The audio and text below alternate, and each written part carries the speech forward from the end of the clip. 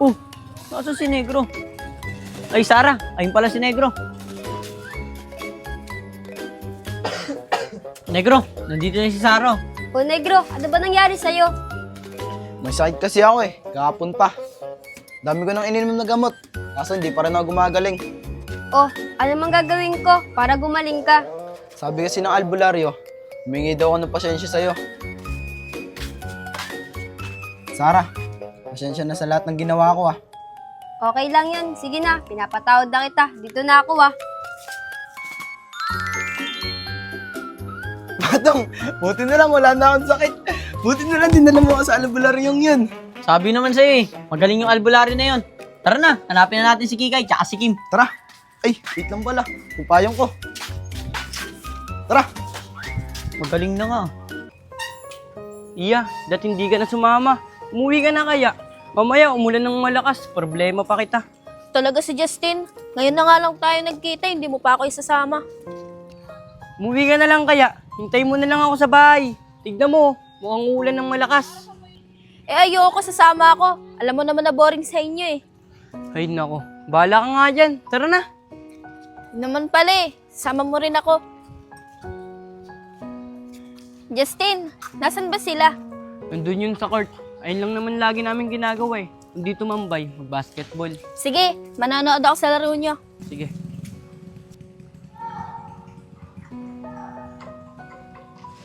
Kikay, si Justin yun oh. Kasama niya yung babaeng sumundo sa kanya kahapon.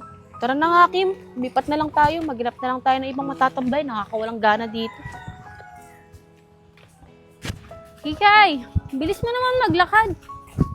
Kikay, tanungin mo kaya si Justin kung sino yung babaeng kasama niya. Hay naku, Kim. Ba't kailangan pang tanungin? Obvious naman, di ba? Tsaka tignan mo nga yung babae. Para mawawala sa tabi niya si Justin. Sabagay, Kikay, grabe nga makahawak yung babae. Pero hindi naman masama magtanong eh, para malaman din natin kung ano niya ba yung babae. Ayoko nga, Kim. Ayoko rin mapahiya. Tsaka wala naman akong karapatan eh. Eh, hindi naman naging kami. Oo nga, Kikay, pero halata sa mukha mo na nagsiselos ka. Hoy, Kikay, ano, nagsiselos ka, no? Oo na, Kim. Pamahal na kasi ako kay Justin eh. Kaya nagsiselos talaga ako. Hayaan mo na, Kikay. Marami pa namang iba dyan eh. Tsaka makakahanap ka pa. Hay naku, Kim. Huwag na nga natin pag-usapan yan. Maghanap na lang tayo na maiinuman. Broken yan. Sige, tara.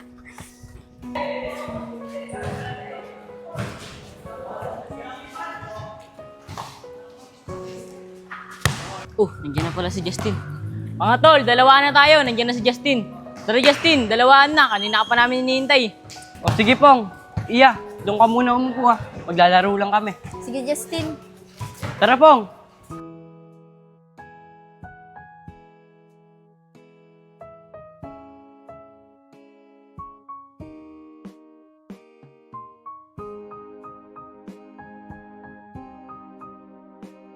Game team. Pong, tara, doon na tayo magpahinga sa may batuan. Tinatambayan natin. O sige. Iya, tara na.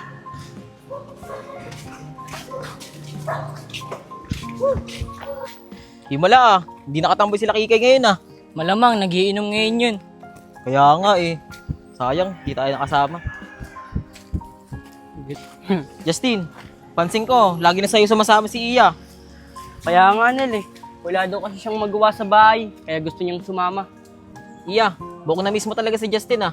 Oo naman, Junel. Ang tagal na kasi namin hindi nagkikita ni Justin. Kaya simula ngayon, sasama na ako sa inyo.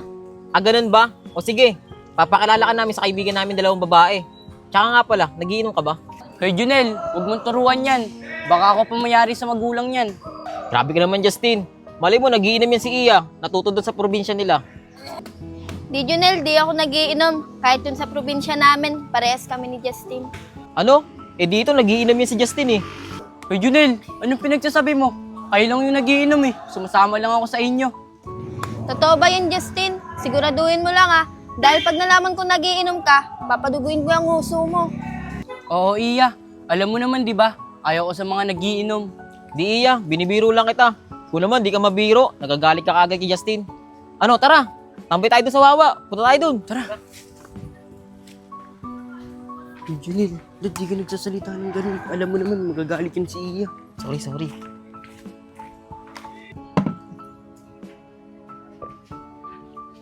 Alam mo, Kim, hindi na sana ako magiinom eh.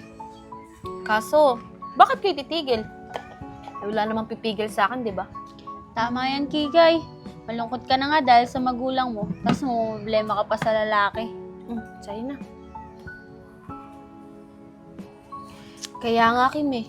Pero sigurado ako, pag naubos tong alak na to, wala na siya sa isip ko.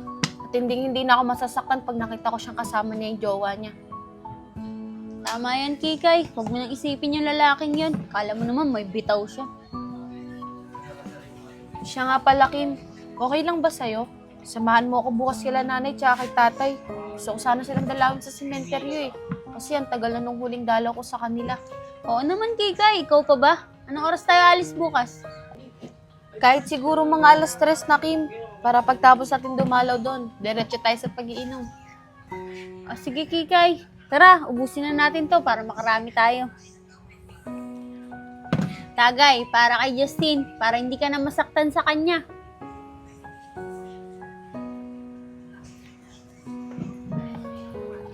Para kay Justine. Para kalimutan ko na siya.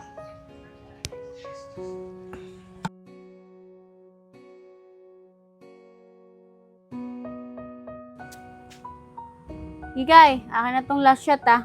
Ano ba naman yan, Kim? Ang hina mo naman. Baka mamaya tulugan mo na naman ako ah. Ano ka ba, Kikay? Kondisyon ako ngayon. Yan ka muna. Ako bibili. Kasi ikaw yung bumili kanina eh. Wait lang, wala pala akong pambili. Samahan ko na nga to. Baka ibang Diyos pa yung bilin eh. Okay, Kikay. Ako na unang tagay ah.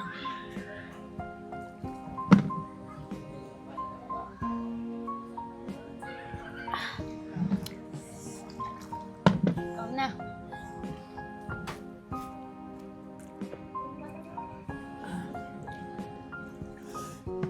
Ako na ulit ah.